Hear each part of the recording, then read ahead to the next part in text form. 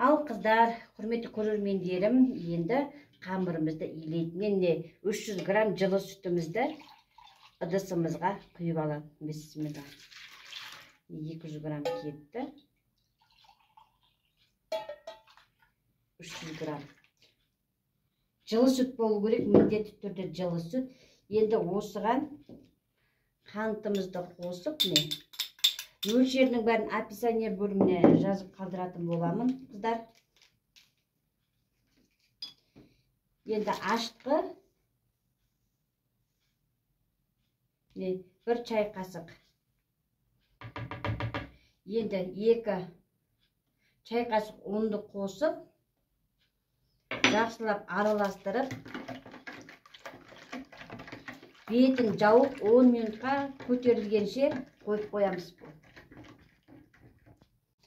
Қыздар, 5-10 минутқа қойған ашытқымыз жақсы көтерілді. Дегенмен ашытқымыздың сапасы жақсы деген сөз, қыздар. Енді осы сүтімізге ерітілген майымызды қосамыз. Бисмилла. Тұзымызды қосамыз. Және 1 жұмыртқа.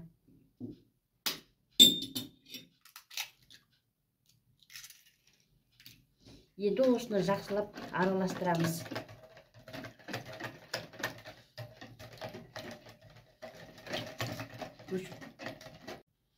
Қыздар, енді мына ұнымызды електен өткізіп пайдаланғандарымыз өте дұрыс болады. Жақсы көтеріледі қамырымыз. Бірінші алғашқы бөлімін салып, қасықтың көмегімен енді былай. Қыздар, жаңағы сеуіп алған ұнымыздың бәрі бойына алды.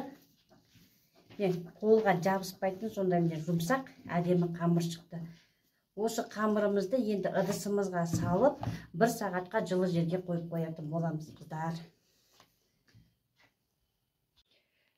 Ал қыздар, құрметті көрермендерім, қамырымыз ашып дайын болды. Ашыған қамырымызды енді 3 бөлікке бөліп аламыз. Бисмилла.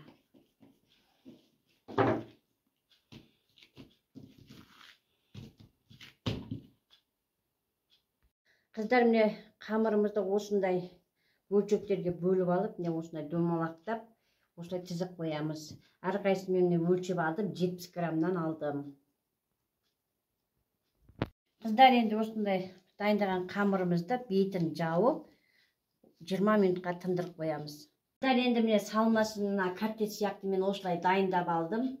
Енді бисмиллах деп дайындаған нанымызға ақырындап фарш етімізді саламыз да, енді жақсылап былай жинай бастаймыз. Бисмилла деп.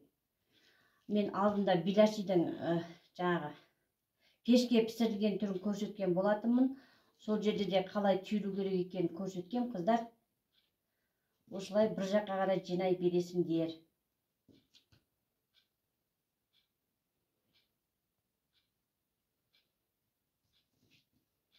Қыздар, осылай түйеміз. Аздағанандай шоңқыр қалады. Осылай жасаймыз. Осылай фаршты осылай жасап алғандарыңыз котлет сияқты өте тиімді, жасалуға оңай. Қолдың көмегімен басып, жан-жағын астына қаратасыздар. Бисмилла.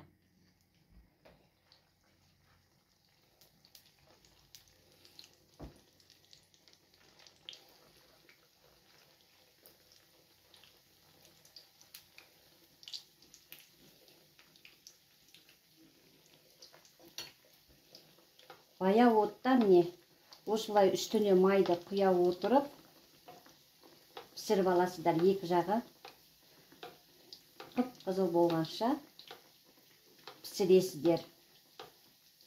Майымыз өте қатты қызып кетсе болмайды, іші піспей қалады.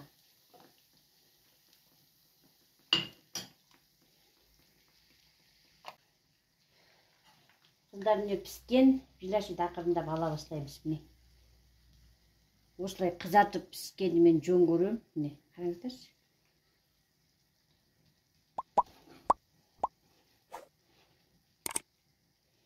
Әдемі пісіп жатыр, өте әдемі. осылай жасап көріңіздер.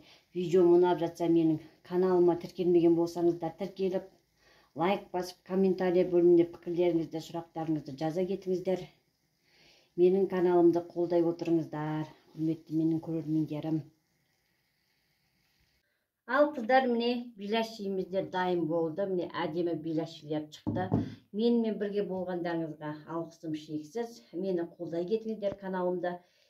Осындай беляшиді жасап көрсеңіздер болады. Үй жағдайында міне сондай әдемі. Міне осы рецептпен жасап көріңіздер. Келесі видеода кездескенше аман сау болыңыздар.